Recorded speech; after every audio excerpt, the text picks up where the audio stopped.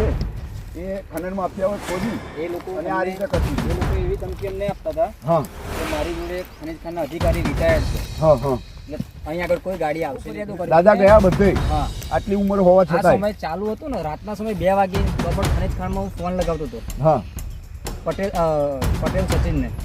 સચિન પટેલને? સચિન હા, પટેલ, હા, હા. પણ તો પણ કોલ રિસીવ ન તો થતો. જે ભૂમાફિયાઓ હતા હા, અને એ તમારી પર હુમલો પણ કર્યો, હા. આ તમને હાથે વાગ્યું પણ છે. હા, હા. ઓહો, ખેડા જિલ્લો એટલે કહેવાય કે અંગ્રેજોના શાસન વખતથી આ જિલ્લાની અંદર ઘણા બધા નદીઓના તટ આવેલા હતા અને આ તટોને નવસાધ્ય કરવા માટે સરકારશ્રી દ્વારા યોજનાઓ બનાવવામાં આવેલી. નદીના તટો ઉપર કેટલીક જગ્યાએ ગામના નાગરિકોને આ તટોને નવસાધ્ય કરવા માટે જમીનો આપવામાં આવેલી.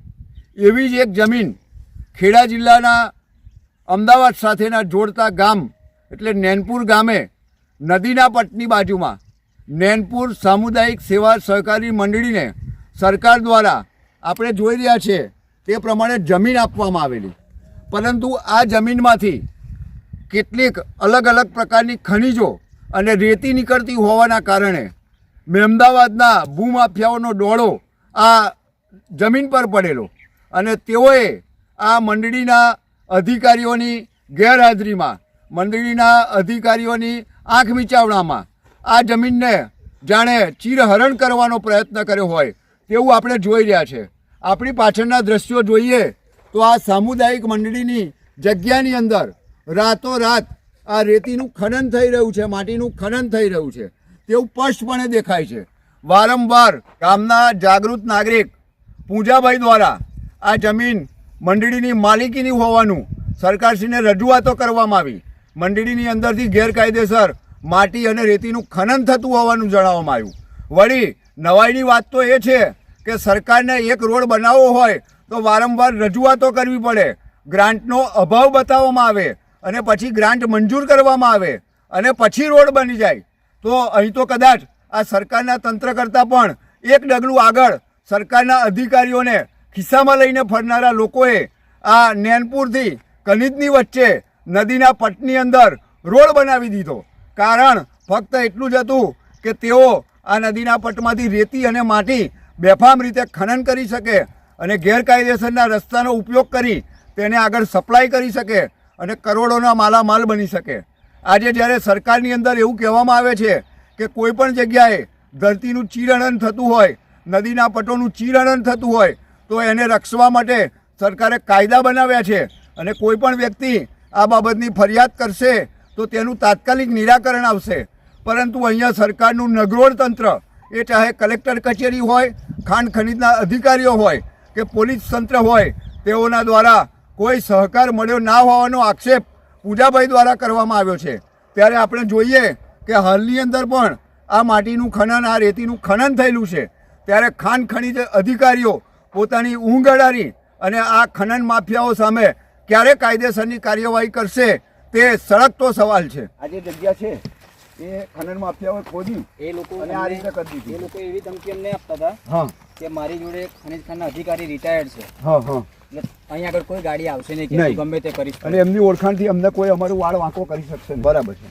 અને ત્યારબાદ તમે બહુ ફરિયાદો કરી, બહુ ફરિયાદો કરી. દાદા ગયા બધે હા, આટલી ઉંમર હોવા આ છતાં. સમય ચાલુ હતો ને, રાતના સમય 2 વાગે તો પણ ખનીજ ખાનમાં હું ફોન લગાવતો હતો હા પટેલ સચિનને.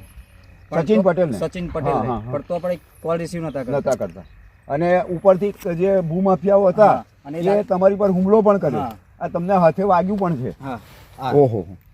અને એની તમે દવા પણ કરાવી છે હા. અને પોલીસ સ્ટેશને ફરિયાદ પણ નથી લીધી. નથી. પૂંજાભાઈ નરસિંહભાઈ રોહિત, ચેરમેન નેનપુર હરિજન સામુદાયિક ખેતી સહકારી મંડળી લિમિટેડ, મુકામ નેનપુર, તાલુકો મહેમદાવાદ, જિલ્લે ખેડા. આ મંડળીના હું હાલ ચેરમેન તરીકે વહીવટ કરું છું. મંડળીની પાસે હાલ 46 એકર જમીન છે. હમણાં થોડા દિવસો અગાઉ ખનીજના માણસો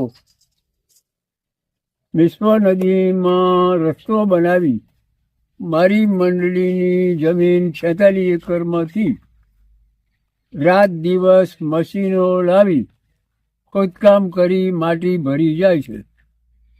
આ બાબતની મેં જિલ્લાના લાગતા વળગતા અમલદારોને લેખિત વિનંતીઓ કરી હતી, પરંતુ તેઓશ્રીએ કોઈ પગલાં લીધા નહીં.